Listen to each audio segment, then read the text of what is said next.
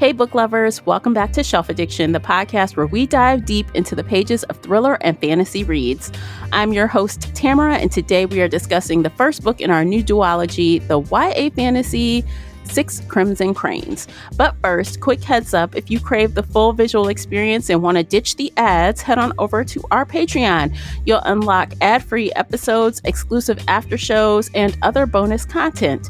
If you prefer audio only, Spreaker listeners, you're in luck. After shows and exclusives are now available there as well. Want even more bookish banter? Join our community on the Book Clubs app, and don't forget to subscribe and leave us a review wherever you are listening.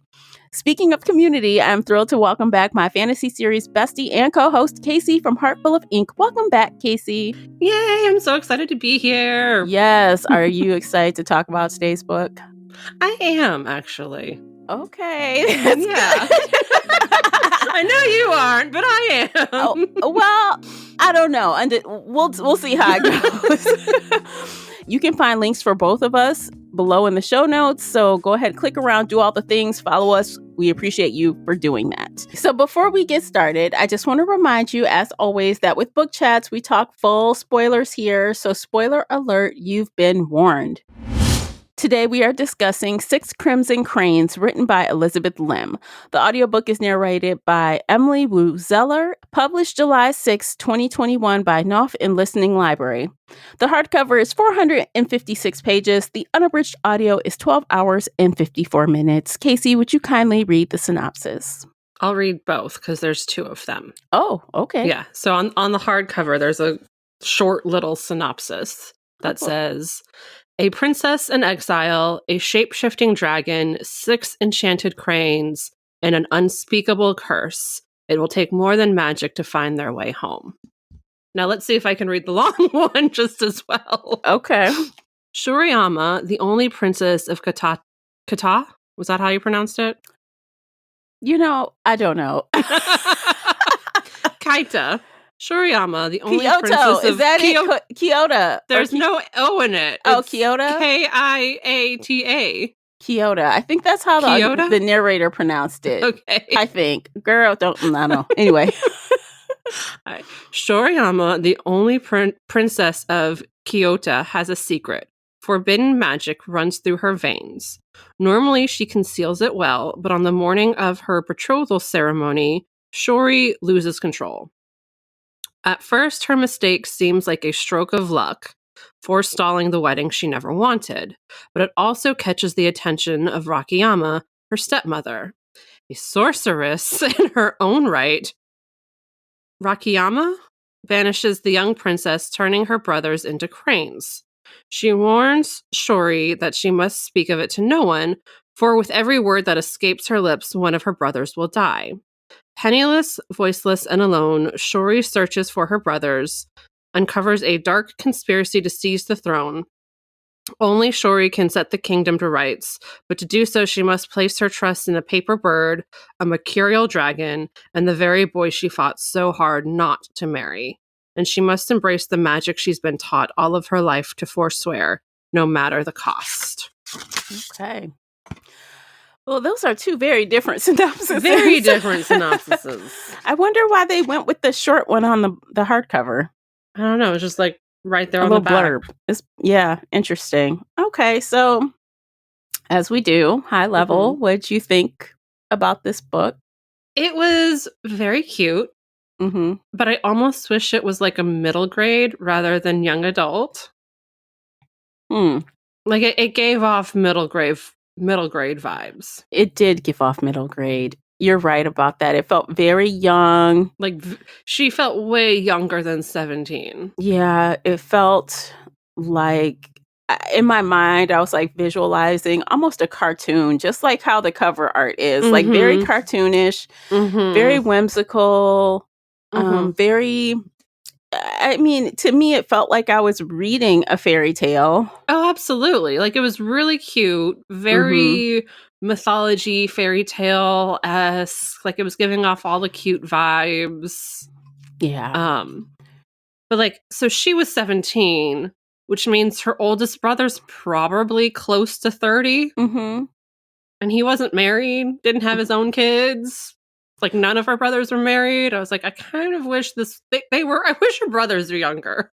All of the brothers or the princes, they all seemed kind of juvenile. Everyone seemed absolutely. juvenile. Yes.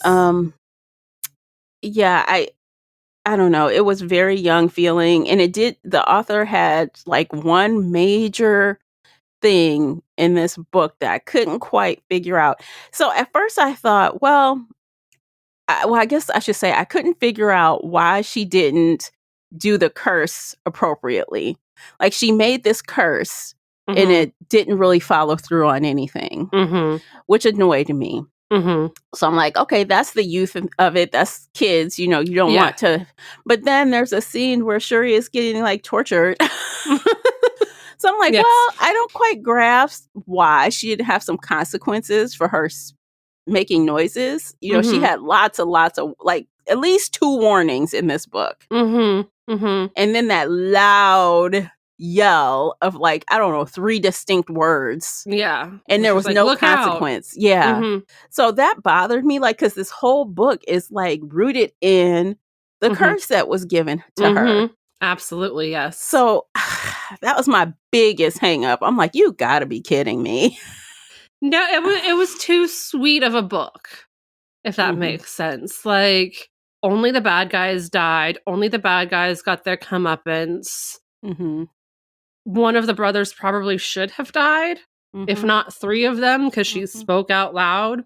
And even then, at the end, when she was talking to her stepmother about it, which plot twist, the stepmother was good after all. Her stepmother was like, yeah, no, the dragon heart promise said, like, it would have killed your brothers if you'd spoken. So that was, again, annoying, because you're right. She spoke those 3 words, so 3 of her brothers should have died immediately. Yeah, because in that scene, so the bowl on her head cracked after she said the words. Yep. So to me, the bowl should have cracked first, then she could speak the words and not injure her brother or kill her brothers. But that was not right. And I'm like, well, stick to your own rules, ma'am. Yes, seriously. That was, that bothered me too. Yeah, so I think, and to me, I found, so again, it was fine. It was cute. It was light, but I found everyone kind of dull at the same time. The brothers were kind of bland. The brothers all felt the same. Yeah, I couldn't tell them apart, really. I actually had to have Gemini AI help me out with the names of the brothers so I could remember. I said, hey, just tell me the characters. And it made a list for me. I said, thank you so much, because I don't remember half these names. Like, I just remember, like, Soto, I think, Hakuz, I don't know. I know there were A a few. was the oldest, B was the second. Then there was Rashi or Raji, somebody. Yeah. Then the twins. Then Hosho was last. Yeah, and I think those are the ones that she had, like, I think, actual relationship on the page with like 3 of the brothers. It seemed like, she talked to them more. Yeah. And the other ones were kind of just there around. Well, the older 2 were, again, like, probably mid-20s at least, if not pushing 30. Yeah. Because I hope their mother did not push out 7 kids in 7 years. Like, I hope they spaced them out a little bit. I don't know. I mean, isn't that what they were doing back in the day? They were trying to push out babies back to back. Like, as soon as you could start getting pregnant again, that's what you did. Probably, but I hope for her sake they spaced it out just a little bit. Yeah. Because this felt also back in time to me. Oh, yeah, definitely historical fantasy. Yeah. And even though, so I guess that kind of leads to my second thing. It's like, I feel like the world building, it was fine. Like, I felt whimsical. I felt the dragon. I felt the markets. I felt like all of that was fine. But I guess I was using context clues to say, oh, this is back in time, because there were no, newer things, but it just felt. She could have done a lot more with the world building. And when I talk to my authors about this, I talk about like the upside down triangle, where you want the broad overview first and then narrow down into the tiny detail points. Mm-hmm. She flipped it. She just did the tiny detail points, but never went down to like the broad overview of the world. Mm-hmm. It was always like, in this scene, she's going to explain what you need to know for the world building right now. Like when she was in the different villages and talking about the boats or the diner, restaurant, whatever you want to call it. Like it was very just in that moment kind of detailing. Which I wonder, like you mentioned earlier, is that like the middle grade way to do things?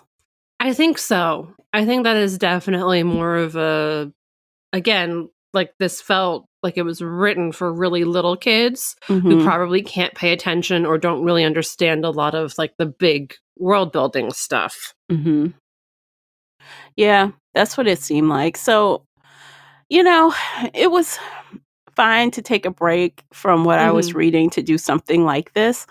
But on the flip side, I don't really see the hype.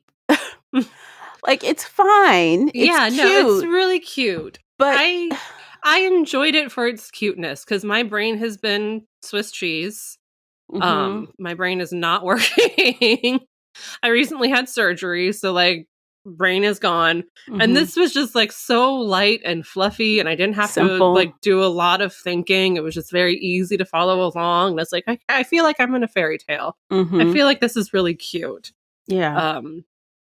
So I enjoyed it for what it was. Obviously, like it could have been so much more. There could have been a lot more to it, but just for a light, fluffy, very young read, it was good. What was the dragon's name? I do not remember. Was that Siriu? Is that right? Does that sound right? Siriu? I think. It starts maybe?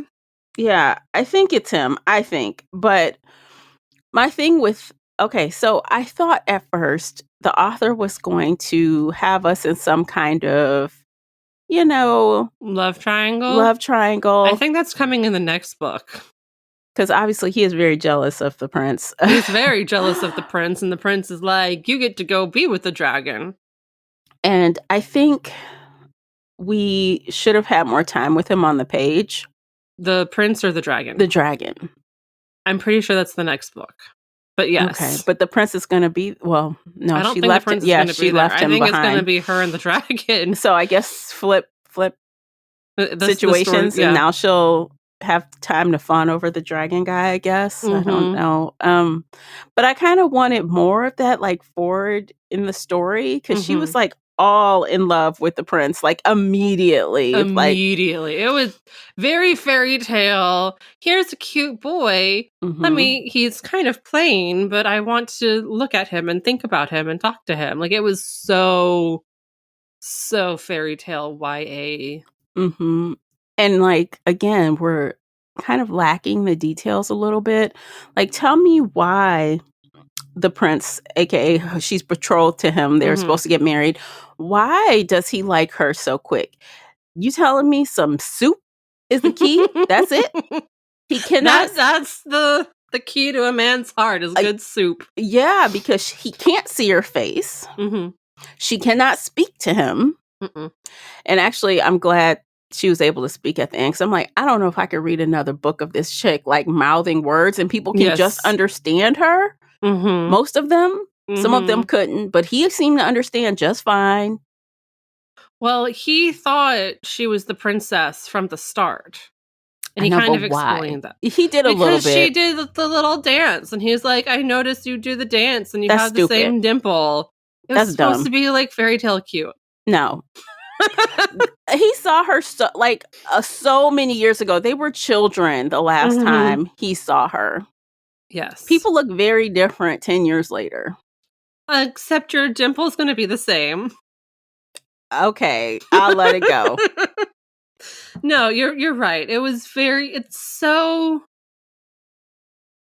I don't want to use the word superficial, but it doesn't have like the adult depth we're used to in stories. This is very much two 16, 17-year-old kids going, you're cute. I like you. I think I'm in love forever and always. The sheltered 16 and 17-year-olds, because this wouldn't have Yes. been enough for me at 16 or 17.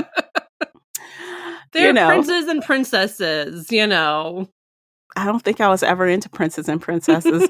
I think that's why I'm not the audience. I don't think I ever was, even in my younger state. I never really, I'm not the audience, but I wanted something like, you know, really fantasy. This is true fantasy, I think, because we got, you know, curses and dragons and snakes and, you know, all these different things. We've got spinning gold thread, and we've got, you know, poison and bags that hide things inside and people can't see, like all kind of magic. It felt very magical. So that's kind of what I wanted. So I guess technically I got what I wanted, but with my personal lens on it. Oh yeah, no, I wish we could find this in an adult format. Like this vibe, I guess, but with more in-depth world building, adults doing shit. Like it just, I would give this book to a 12-year-old and be like, you can enjoy this. Absolutely. Yeah, make the stakes higher, more serious. But yeah, you're right. A 12-year-old would enjoy this immensely. It's just enough cuteness, right? Yeah. Just a little boy crazy, just a little bit, just enough to just a little taste of it. But like, ooh, they'll be so excited to see who she ends up with. Do I care? No. I think she should end up with the prince, though. I kind of want her to go with the dragon. Something seems off about him. I don't know what. Like, seems off about the prince or the dragon? No, the dragon. Like, something's not quite right. And like, there's something he's not saying to her. And I knew that early on. I'm like, what secret is he keeping? You know, there's something. Oh, definitely. But knowing how this book went, it's probably going to be something that doesn't even matter. Or it'll be like, my grandfather wants me to kill you, so now I have to pretend to try and kill you while I actually help you solve whatever. Yeah. I don't know. She's got to get the pearl back to the original owner or someone who can take care of it.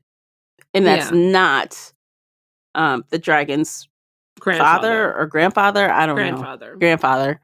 Because he wants it, but he's not the one that's supposed to get it. And that's keeping him from killing her, apparently. For now. I wish I could feel more excited.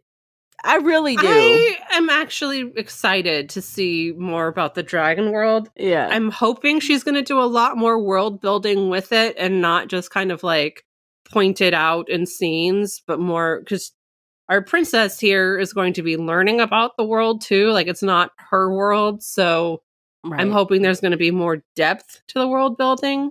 I hope so. I want you to explain to me how she's able to breathe underwater. Magic. I still want an explanation. He's probably just going to say, oh, it's the pearl, part of the pearl I gave you. It's fine. But is it in her heart anymore? I thought it was, she doesn't have it. No, I think it came. Did it come back? I don't think it's in there anymore, but I think she put it in the same bag or whatever with the other. I don't know. I feel like something happened. Something happened. I think it was when they were trying to burn her to death. It came out or something. I don't know. I didn't go back to reread that scene, and I probably should have. Yeah, I don't remember. She has it. But I don't know if it's still like embedded in her. Yeah, I don't think it's embedded. I think it was taken out, but I might have to reread this book before I read book 2 because I don't remember. I'm not. I'm going to ask my buddy Gemini to tell me how the book ended. We'll see how it said, what it says. I know it ended with her like leaving her brothers and her betrothed, and she's like walking into the water. Right. I was like, that's a good cliffhanger. Like, it's not a scary one, but it's definitely like, okay, we're walking into the next adventure right now. She holds her breath. I'm like, okay, girl, how you gonna breathe? Okay. Maybe when she gets in the water, a big bubble will just surround her head, and then like we'll have another fake bowl on her head, but it's a bubble. At least people can see through a bubble. Yeah. I don't know. I'm very curious to see what the author does with that, because if suddenly she can just breathe because of magic. I'm like, 12-year-old. Give me a reason. You know what I'm saying? Just give me a little something. That's what I needed sprinkled throughout this whole book. Like a little bit more of everything. You know, some of the stuff was good. Like, you know, when she was on the island and she couldn't figure out how the hell to get home, you know, the little time she spent at the bar, or I don't know, what do you call that? Like a hotel / restaurant. She's like cooking for this lady. And okay, may I just say, again, how is the prince so attracted to someone that says she smells like fish half the time? And her fingers are so swollen and bruised and gross and cut open, and yeah, because she's been trying to weave this net out of like this material that like is like metal, destroying her hands. Yeah, so she's not cute. She got this bowl on her head, messed up hands, smelling like fish, can't speak. What about that says fall in love with me? It's the fairy tale aspect of it all. Okay, I guess. He's not attracted to her looks. There are so many fairy tales about, you know, the pretty princess looking ugly and the prince falls for her anyway. Like, it's the fairy tale. He can't even get her personality because she can't speak. All he could do is just eat her soup. That's good soup. You know, and I get that. If she was able to talk, or, you know, there was something that connected them. I mean, she did save his life. Maybe it's that. Maybe it's like, oh, you saved my life. Well, you know, even though you sewed me up looking like a Frankenstein. Frankenstein. She hangs out with his sister. She's nice to his sister. Yeah. She's, I don't know, helpful around. The opposite of the princess he was betrothed to, who was flighty and bitchy and ran away from him. Well, you know, I guess I'll just take it as it is. But still, like, if you just think about you don't even have to dig deep to find this stuff. It's like right on the page. Like, so these things make her very unattractive. Period. Somehow, but I guess the fairy tale is that he falls in love with her anyway. Yes, I guess. But also, he guessed that she was the princess and was probably like trying to figure out and being like, oh, I guess it is her, and maybe she is cute, and maybe she's learning to be different than what she used to be, and all that fun stuff. Well, yeah, he kept trying to get her to say who she was and where she was from. You know, he kind of knew. He knew. I think when she made him the 6 cranes, he figured it out, because like that was so obvious. At least I hope that's when he figured it out. But that's me. That's when actually, I was that would have been another little cute addition if he could say. I know he said it was the dimple in her cheek or whatever, but maybe if it was something more believable, like, you know, when I was telling you this story or something. I don't know, just a little more. Like, again, a little more of everything, just a little. Yeah. I don't need the whole story rewritten. just a little more. Just a little more depth to everything. Yeah. I think that was my biggest thing that keeps me from like really enjoying it. That's fair. All right, let's take a quick break. Check out these commercials. By listening to those, you are supporting the podcast. We appreciate you for doing that. And we'll be right back. We'll finish our discussion. We'll rate it. And I don't know, maybe we'll have something else. I don't know. Come back and find out.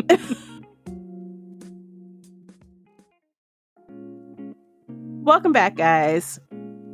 Okay, Casey, did you have any things that we should hit? Like, did you make a list or anything? I did not make a list, but do you want to talk about all the different villains in the book? Because at first there was only one, and then all of a sudden there's like 10 at the end. Not 10, but you know, like all of a sudden there's so many villains. And I was like, what is happening? Yeah, so, okay, so the wolf was a villain. The friend who used to be her maid and was shape-shifting, and she was a villain. Like, she was the obvious villain. Yeah, I knew something was bad about her, but I didn't think it was a shape-shifting maid. I didn't either. That was a fun plot twist. I didn't expect that. Who else? Oh, yeah, but that one guy was a villain pretty much the whole book. The cousin? The cousin of the prince. Yeah, that was weird. There was a lot going on there at the end. There was so much. Okay, so with the wolf, obviously, like, my brain is Swiss cheese. I'm forgetting so many details. Did the wolf ever come up early on in the story? Like, I know they had kind of mentioned the battle between kingdoms, but I don't really remember him being a villain or talked about or anything. And then all of a sudden he's there at the end and, like, the main villain. I don't remember it, honestly. I don't remember them talking about the wolf. And then all of a sudden it was like the wolf was behind everything from the beginning. And I was like, why? Well, apparently, okay, so from what I understand, the wolf is actually like a demon. I thought he was becoming a demon. Well, I thought he was a sorcerer that was demonic. Once he killed his master at the end, that's when he became the demon. Yeah. But he wanted to unleash the bad stuff, the bad juju and people, demons, out of the holy mountains, right? The holy mountains. And I guess Shiori's magic is what he needed to do it. Her blood, because there's magic in her blood, right? It's something old that hasn't been seen in a while or something. It's rare or some mess. Yeah. I don't know. So what was he going to do? Was he going to take her up there and just like throw her blood all over the place? What was going on? I think so. Okay. Because they're at that final chapter, he has a little bit of blood on his fingernails and like that starts to build a crack or something. Stupid. It did not make sense. So for the first, 3/4 of the book, which is, again, most of the book, we think her stepmother is evil. Her stepmother is every villain that she has to face. Like, there's some minor antagonists around, but it's just the stepmother who's bad. And then all of a sudden, it just flips on its head. Yeah. And I know the author was kind of trying to plant these seeds as Shiori was kind of thinking, well, maybe it wasn't bad. Maybe, I think she's trying to remember things, but I felt like it was like on the nose. I'm like, it was so on the nose. Yeah, you're telling us. Yeah. So obviously she's not bad. You're trying to force us to understand she's not bad pretty quickly. But then why? I still don't quite understand. So I guess she knew the wolf was looking for the power that she had when she displayed she had the power. So the stepmother puts the curse on her, tries to protect her. Yeah, but I don't understand is that because she told the brothers she had magic? She told the brothers, and that was the only way to like kind of protect all of them at the same time. Which again does not really make sense. Like, how does she know the wolf is coming? How does she know the brothers are better suited as cranes? But there's a loophole. They're men at night who can talk. They're not unable to talk like Shiori, so they could say at any time what's going on at nighttime. Exactly. So, except the stepmother, who was not evil, evilly told the father and all of the guards to kill any and all cranes that came close to the castle. Which is strange. Why would you do that if you're not an evil person? It does not make sense. And then she put the entire castle to sleep so they don't go to battle? Yeah. What? And they're sleeping for a long ass time too. Like the next season. Yeah, the next freaking season. They're just going to sleep for months. Very Sleeping Beauty. That is so weird. Like, dude, so she is a villain in my opinion. Oh, absolutely. Yeah, no.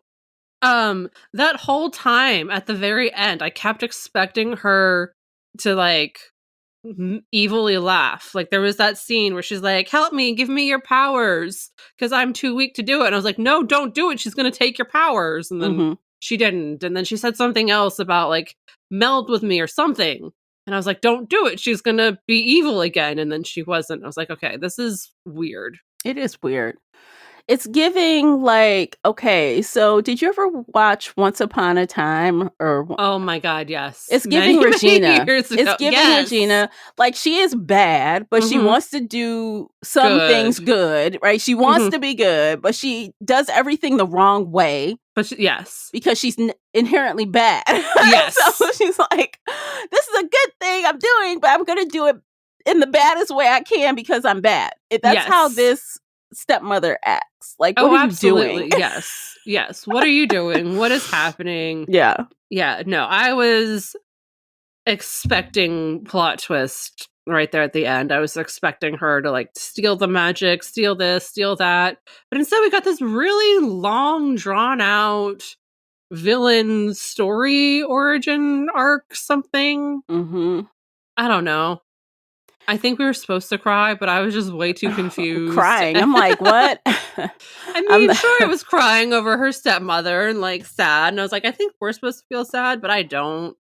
Again, it was giving like middle grade vibes. Yeah. Like if you're 12, 13, 14 reading this book and you've been having issues with your stepmom and then you're reading this and you're like, oh, maybe you're not a bad person. Maybe I do love you all along, even though you changed my memories, cursed me, did all this evil stuff, made me hate you. Yeah. Like none of it made logical sense. No, it didn't. And then there were like little mini villains throughout the whole book, like the innkeepers, right? Whatever the her lady. name was. Yeah. She was mean, but also a little bit protective. Like she wouldn't let any men touch her, which was good. Glad we didn't go down that dark. Eat these scraps. You can't leave. You can't leave. Make I'm this not paying food you every day. I'm going to treat you like trash. But I guess because she won't let the men attack her, then she must be good. No, she's still bad. No. She's not good. I'm just saying that was a good thing she was doing. Like I'm glad we didn't go, because if this was an adult book, this could have gotten very really dark. Bad. Yeah. I don't know. So every person like she's kind of run into is kind of negative. I don't know. Like the prince's mom, she was a total bitch.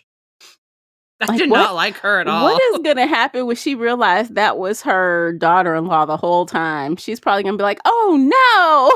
I ordered you to get burned at the stake. Oh, no. Oops. I was listening to what's-her-face. The evil bitch who's so obviously evil and definitely poisoning my daughter with her specialty teas. Yeah, she's going around poisoning people and no one can figure out it's her. And she so obviously set her up. Like obvious. That was a clear setup. Like, everyone, look what's coming out the bag. Look here. Everyone's like, just these adults are dumb AF. Like they just. Yes. I don't understand why the queen lady could not see that clearly something was off. But she kept making excuses for her, like, oh, her parents died, so obviously her personality is going to change. So I'm like, not that much. You can't say somebody's personality changes that much. No. I mean, she goes from loving sweets to hating them. And yeah. It's like so obvious something is wrong with her. She already hears that this girl really loves these cakes, monkey cakes or whatever. So she makes her these cakes and they are like, put it in the snow and all this stuff. And she's like, what are you doing? And it was like, this used to be your favorite. And she's like, well, I'm not a child anymore. And I'm like, that doesn't mean you don't like sweets. Right. It was Becoming an adult does not change your taste buds like that. Yeah, it was very weird. It was very obvious that something was wrong with her, but no one could see it. Yeah. I don't know. She's not, to me, that character wasn't that good of actress. Not at all. She was very clearly a villain. And again, like this is why I think this was meant for like 12-year-olds, because it's kind of teaching that lesson of sometimes you see somebody clearly for what they are and everybody else around you won't. And you have to be, when you're 12, 13, learning that lesson of like, okay, sometimes you just have to deal with shitty people. Yeah. Yeah, you got to deal with shitty people. Mm-hmm. Hopefully they won't try to burn you at the stake, but like... Yeah. It felt like that kind of lesson for a young child, whereas we're past that. We've dealt with that. We're at that point where we want to read the book where we see this person get their comeuppance right away. Hmm. Yeah. I don't know. So, what other villains did I miss? Did we miss any? I think that was it. Okay. Mostly I was confused about the wolf. I did not remember I don't. anything about him in the first half of the book. Well, there was that one letter, but that was mostly just like, I don't know, the battle between kingdoms. Oh yeah. But I don't think they mentioned the wolf in there. And that's something else. So if magic is supposed to be like forbidden in Mm-hmm. the area that Shiori is from, and pretty much everywhere, Mm-hmm. but yet magic is clearly in this world. It's not even hidden. It's like just out in the world. Mm-hmm. Mm-hmm. That doesn't make. I don't know. I'm World building. like your whole world is magical. Mm-hmm. You got dragons coming out the lake. Mm-hmm. I don't understand, but yet I don't know. I wish I had a better understanding of why magic was forbidden. What happened that made people want to hide? I don't know. More information that was missing. Yeah. Yeah. No, it's just the lack of the world building at this point. It's just Yeah. The stepmother's character could have been so much more evolved if she, I don't know, kind of helped her hide her magic or something instead of just wiping her memories, planting fake memories. I don't know. Honestly, that felt more evil than anything else she did, like giving her fake memories of time with her mother cooking. Yeah. And then to be like, no, that was me all along. You love me more than your actual mother. Like, Why do that? Was fucked up. Yeah, why do that? I don't understand. I mean, she tried to seem like she couldn't get out of her funk without getting memories of her mother. Like that was the trigger for Shiori to kind of get over losing her mother. But then why even bring it up? Why even? Exactly. But also, apparently at the same time, she loved her new stepmother from the moment she got off the boat. Because she's like, wow, you look like a pretty princess who lived on the moon. Or whatever. Like, it was just so contradictory. And none of it made sense. And half-baked, man. Half-baked. That's all I got to say. So, and I always never fail. Do I ever go with the crowd? Do I ever go in the same direction as everyone else? Rarely. But I mean, okay, so if I look at this as a middle grade book meant for 12 to 15-year-olds, yes, this book is super cute. It works for them. There could have been more world building, but like 12-year-olds aren't going to pay attention to that much world building. And honestly, if it were served up as middle grade as it should have been, we wouldn't have been reading this. Oh, absolutely not. No. I thought there was going to be... She's 16, almost 17. So yeah, now in the beginning, I do want to say she has some of the best character growth. She really does. Like for her character, the way the author showed her in the beginning, how flighty she was, how young and annoying and bratty. Yes. Spoiled. And then she went through all of that labor. She went through all of those issues. She did all of that shit. And she did come out better on the other side. She's hardened. Yes. Yeah. When we read the pirate duology, she went through not as much character growth, even though she probably had just as much trauma. She went through a lot of shit, but just stayed the same. Yeah. Whereas our princess here changed. And I do want to acknowledge that, like, I appreciate that. I appreciate the character growth where you actually change and you're a different person at the end. Well, I'm curious to see if the author is going to move forward with that or is she going to go backwards? I hope she moves forward. Because I guess in this respect, Shiori has, gone through a lot of time where she couldn't even speak. She was abused and tortured. She almost died in fire. You know, she's grown a lot through all of her trials. Yes. So she does seem and feel much older. She's trying to like get her first kiss with this guy, and she's like, it's not our time. It sounds so, you know, some ways it's like, oh, look at her trying to be mature and stuff. I have to go save the world. I can't be messing with this boy. But, you know, I don't know. So I agree with you. She has grown a lot as a character, but it still feels young. Oh, yeah, no, it still feels very young, but like for the growth of a 17-year-old girl, yeah, no, this is amazing growth. This is huge growth. This is more than we typically see in young adult books. Yeah. The authors are like, oh, my character needs to stay the same. And I'm like, no, she doesn't. No, but it's only been like 5 months, right? Like something short. Like it hasn't been that long. Like I thought it was from like last summer through winter, almost spring. I thought it was like I feel closer like to they thought they actually said the amount of time that had passed. I thought it was like I don't remember that.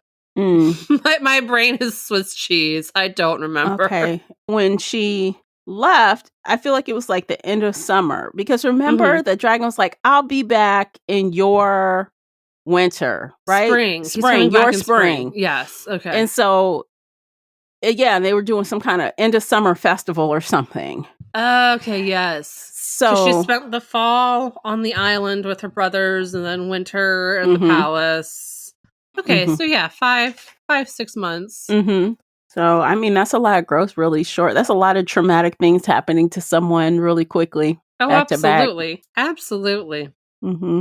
But okay, so all right, we got the villains down. What else do you think? I just blanked on the entire book. I just blanked. It's fine. It's fine.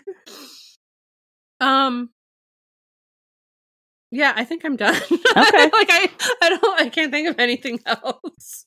I would like to taste Yori's food if it's so great. Oh, absolutely. That would be awesome. All of the food made me really hungry. Yeah, I'm like, it sounds like it's cool. Let me go to her little festivals and eat this interesting food and taste her amazing cakes that she kind of burnt at first, but she got it down. Yeah, I guess that's all I got. I mean, it's not that much. Honestly, it's really basic. It's a straightforward story with exception of the wolf. We're like, what happened there? When did that come? With the exception of that, it's pretty straightforward. And the exception of the stepmother, because the last chapter does not explain or excuse everything. Doesn't really jive. No. Okay, I think we should rate it. Okay. Should I go first or should you go first? I'll go first because I want to give it a happy 4 stars. Oh, look at that. So kind. Yes, I know. I'm rating it for the 12-year-olds who will enjoy this book someday. Okay. Like I'm trying to rate it for what it is, not what I want it to be. Okay, and I will rate it for what it is and what it should be. And that's why I'm going to give it a 3 out of 5. I mean, it wasn't bad. Yeah. You know, it wasn't bad. But I just wanted more, a lot more. So, in my opinion, if this were a personal read and not a podcast read, I would stop now. I wouldn't even continue. But because it's a podcast and book club read, we will continue on. And hopefully I'll be giving the next book a little higher of a rating. I hope so. I feel good that it's a possibility. It might get better. Maybe. I mean, Dragon World, it's got to be good. Don't say that, Jinx. Knock on wood. Just jinx it right there. Yeah. Let's hope it's more evolved and more detailed. I mean, it's dragons. Who doesn't love dragons? Exactly. Who doesn't love dragons? Well, you can mess up dragons, but you can. But let's hope not. All right, what else? Okay, so next up, we're gonna do book 2, which is The Dragon's Promise. Surprise, surprise. That's what it's called. That's appropriate. I think that's it. Oh, you guys, you should come on over to Patreon right now. This I think by the time this airs, you'll still have a couple of days. If you join on Patreon and sign up, you can submit a suggestion for the thriller mystery read. So if you have something you really want us to read, we'll be reading it in the fourth quarter of this year. So what's happening is everyone who's on Patreon can submit a suggestion, a recommendation. You don't have to have read it, just something you want to read. And then the whole book club at large will vote. So ooh, exciting. yeah, you have a really good chance of your book being picked because we're exclusive on Shelf Addiction Patreon right now. We still have a tight group. So you have a really good shot of getting your book picked. Yeah, so maybe we'll do something like that for fantasy next year. Yeah, definitely. Yeah, as long as it's not too long. Duologies and trilogies only. Yeah, because, we can't commit to the crazy. Because I would be crying right now if this was like 4 books. I would be. I'd be like, can we switch it out? I'll be crying. I would too. I don't think I can handle book 2 because I'm excited for dragons, but I don't think I can handle more. Yeah. Like, dude. And that's part of the bonus of reading duologies and trilogies. Even with the duology, more than the trilogy, come on, it's a really short commitment. We can push through 2 books. Absolutely, yeah. Yeah. So I think that was great that we decided to do that. Yes. Although it limits what we're able to do, but we can't have all the things. No. Apparently not. Okay, I think I'm done. What do you think? I think I'm done too. Okay, so this was a good conversation. You guys let us know. Did you enjoy 6 Crimson Cranes? Did you love it? Didn't love it? Will you read it? Let us know all the things. You can find us all over again. Our links are in the show notes. And hopefully I'll see you in book clubs or maybe over on Patreon. Anyway, all right, that's it. We're going to call it. Have a great one. Take care of yourselves. Until next time. Bye, guys. Bye, everybody.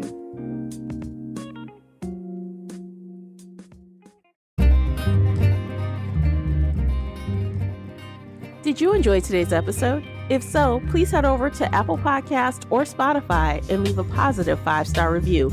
It's a simple action that makes a big difference. You can also like this episode on your favorite podcast player or share it with your fellow bookworm friends on social media. Joining the Shelf Addiction Patreon family is another way to support us. For as little as $2 a month, you can help our team create even more amazing bookish content. If Patreon isn't your thing, consider becoming a supporter on the Spreaker app for just $5 a month and gain access to exclusive audio-only content. You can find me everywhere, including Instagram, X, and TikTok under the handle Shelf Addiction. Join our book club of the same name on the book club's website and app, where we discuss all things bookish and more in a safe space. The Shelf Addiction podcast is a part of the Nerdy Maven Network. Thanks for tuning in.